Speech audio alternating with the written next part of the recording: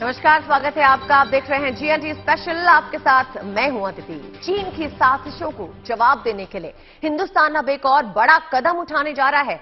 जल्दी एलएसी पे ड्रोन्स की तैनाती हो सकती है। इसके लिए पूर्वी लद्दाख को चुने जाने की बात कही जा रही है। हालांकि ये तैनाती और जगहों पे भी हो सकती है।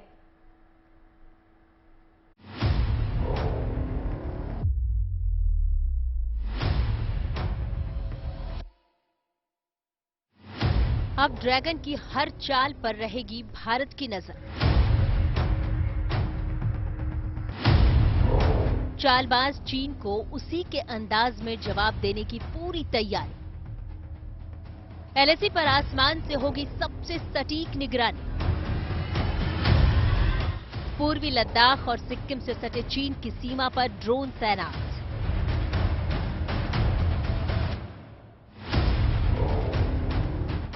चीन की चतुराई और बढ़ते अतिक्रमण पर हिंदुस्तान का ड्रोन पहरा।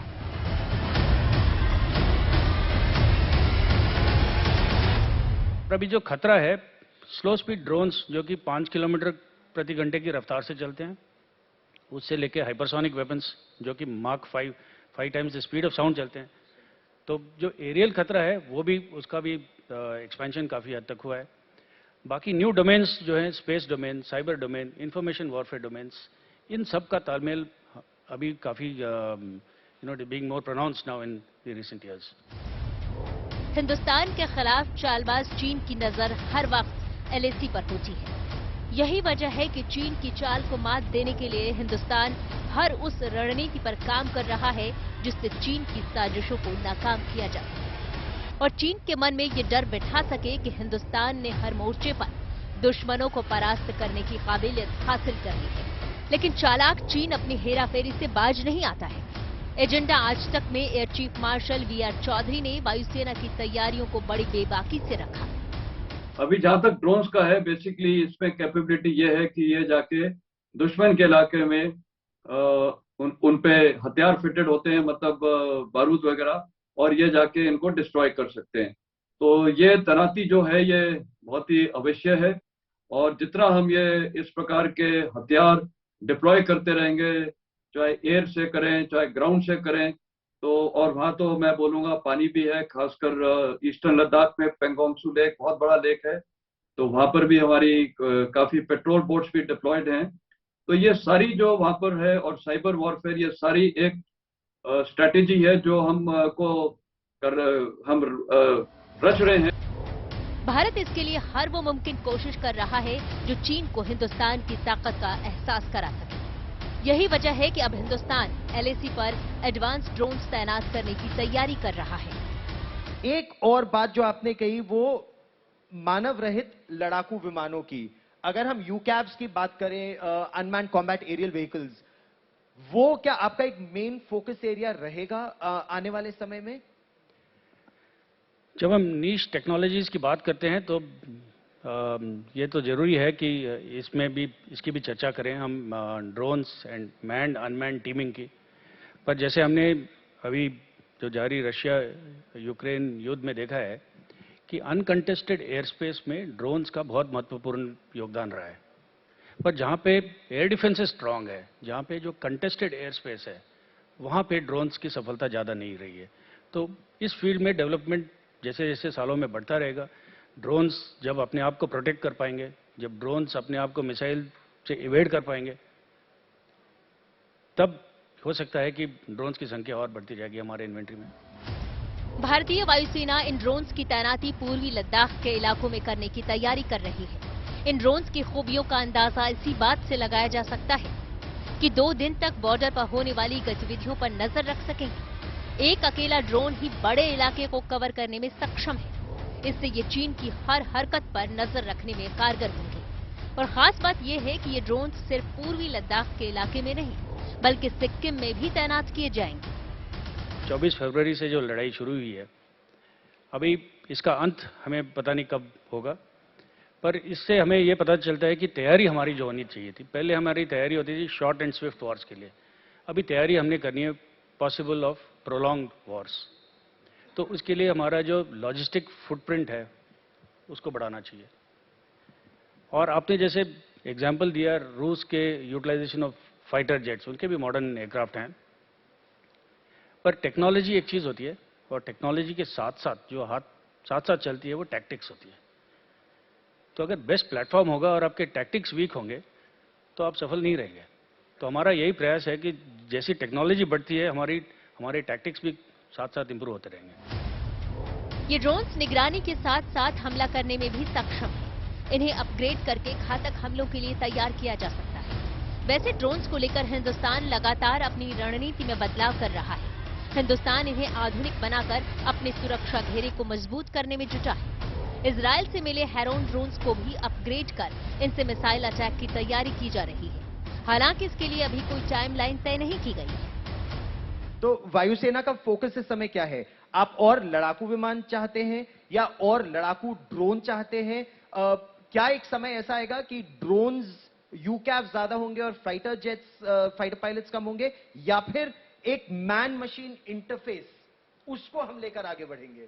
आपने भाई बहुत ही सही फरमाया, मैन मशीन इंटरफेस को आगे बढ़ाना चाहिए।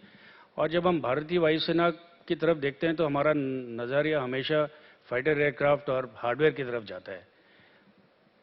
ये तो जरूरी है कि हार्डवेयर रहना बहुत अनिवार्य है हमारे लिए, पर साथ साथ जो बिहाइंड द सीन्स जो काम होता है, हमारा नेटवर्क्स होते हैं, हमारे इलेक्ट्रॉनिक वॉरफेयर होता है, हमारे सॉफ्टवेयर एप्लीकेशंस होते हैं, साइबर वॉरफेयर कैपेबिलिटी होती है, इस पे भी हमारा ध्यान हमेशा रहा है और इस पे भी हमारा जोर रहा है कि आने वाले सालों में इसमें भी बढ़ोतरी आए।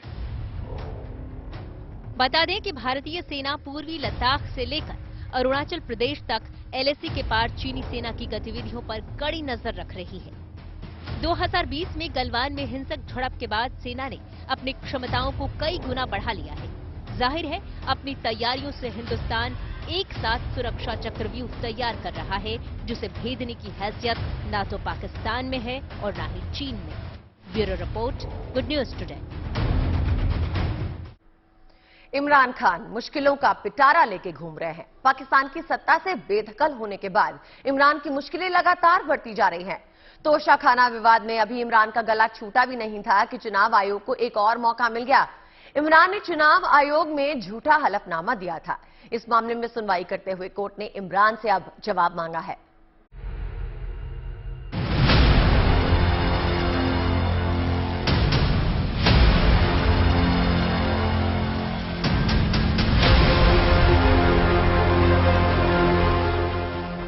झूठा हलफनामा देने के केस में फंसे इमरान। चुनाव आयोग को बेटी के बारे में नहीं दी जानकारी। इस्लामाबाद हाईकोर्ट ने इमरान के खिलाफ जारी किया नोटिस। तोशाखाना यानी सरकारी खजाने के तोहफे बेचने के मामले में पहले ही मुश्किलों में घिरे इमरान खान एक और बड़ी मुसीबत में फंस चुके हैं। इमरान पर आरोप है कि चुनाव आयोग को दिए हलफनामे में उन्होंने बेटी होने की बात छिपाई।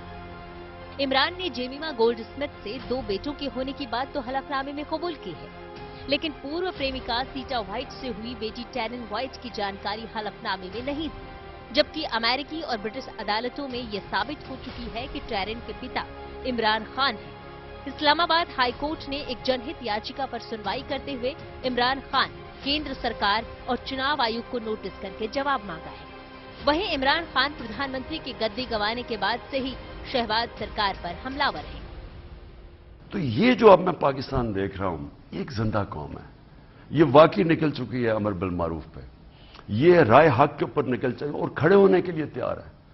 और ये जब एक कौम बन जाए ना, तो अरशद उसका फिर कोई मुकाबला नहीं कर सकता। वो फिर हर चीज से निकल सकती है। ये कर्जे हमारे ऊपर चढ़े हुए हैं, जब कौम फैसला कर लेती है कर्जे भी उतर जाते हैं। पाकिस्तान के मानवाधिकार कार्यकर्ता मोहम्मद साजिद ने इस्लामाबाद हाईकोर्ट में इमरान के खिलाफ अर्जी दायर की है। पिटीशन में उन्होंने कहा, इमरान ने इलेक्शन कमीशन को दिए एफिडेविट में 2 बेटे होने की जानकारी दी, लेकिन बेटी होने की बात छिपा गए। अमेरिका और ब्रिटेन की अदालत ने साइंटिफिक एविडेंस के बाद ये माना है कि टैरन व्हाइट के पिता वास्तव में इमरान खान ही हैं। टैरन फिलहाल 28 साल की हो चुकी हैं और अमेरिका में रहती हैं। उनकी मां का नाम सीटा व्हाइट है। खान टैरन के लिए लगातार पैसा भी भेजते हैं और इसके सबूत मौजूद हैं। साजिद की याचिका पर हाईकोर्ट ने इमरान, केंद्र सरकार और चुनाव आयोग को नोटिस जारी करते हुए पूछा है कि इस मामले की सच्चाई क्या है। अगर आरोप सही है तो क्यों न इमरान को चुनाव लड़ने के अयोग्य करार दिया जाए। इस मामले की अगली सुनवाई 25 जनवरी को होगी। हालांकि इमरान खान और उनकी पार्टी ने फिलहाल कोई बयान जारी नहीं किया है। पाकिस्तान की सरकार तथा पाकिस्तान की एस्टेब्लिशमेंट पूर्व प्रधानमंत्री इमरान खान के पीछे बुरी तरह पड़ गई है। अभी हाल ही में एक PIL का संज्ञान लेते हुए पाकिस्तान की कोर्ट ने इमरान खान से यह जवाब तलब किया है कि उन्होंने इलेक्शन के दौरान जो एफिडेविट दी थी उसमें उन्होंने अपनी एक बेटी के बारे में डिटेल्स क्यों नहीं बताए।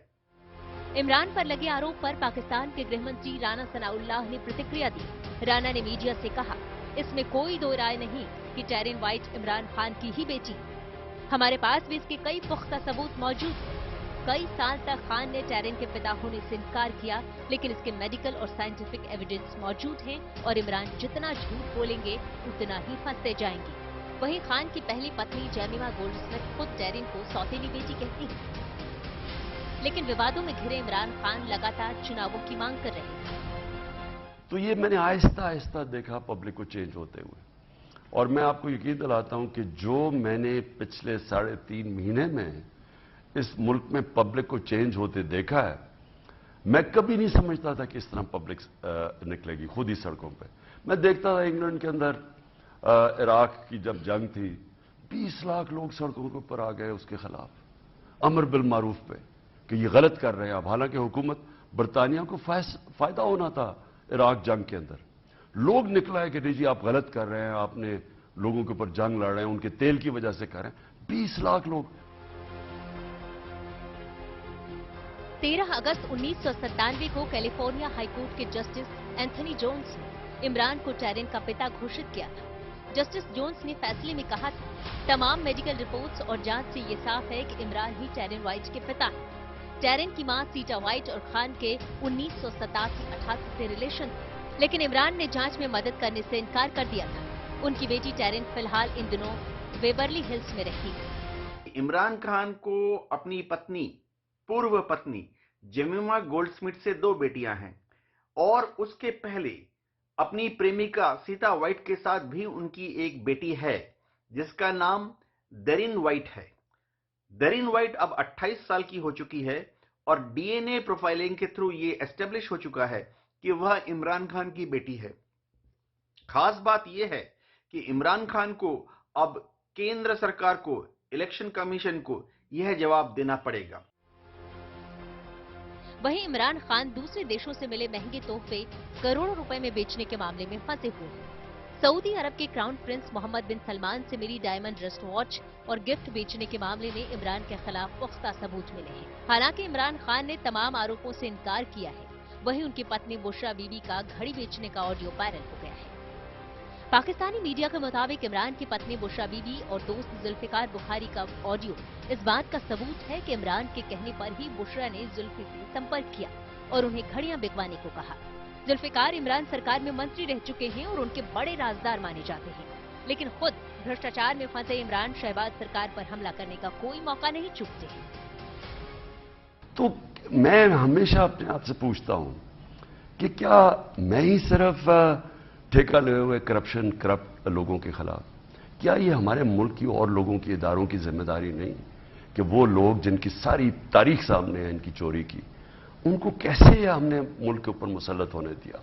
ये जिन्होंने भी किया सबकी जिम्मेदारी है। ये जो आज हम नीचे जा रहे हैं, जो 250 रुपए का अब डॉलर पहुंच गया है, कोई तो जिम्मेदार है ना इसका। बता दें कि इमरान खान खुद बुशरा को रूहानी ताकत और अपनी आध्यात्मिक गुरु बता चुके। बुशरा का पाकिस्तान की सियासत में अहम रोल रहा है। इन्हीं बुशरा के कहने पर ही इमरान ने तत्कालीन ISI चीफ असीम मुनीर को उनके पद से हटवा दिया था, लेकिन आज वही असीम मुनीर पाकिस्तानी सेना के चीफ हैं। Bureau report, good news today. इसी के साथ हमारी इस खास पेशकश में बस इतना ही। मुझे यानी अदिति को दीजिए इजाजत, लेकिन देश और दुनिया की बाकी खबरों के लिए आप देखते रहिए GNT यानी गुड न्यूज टुडे।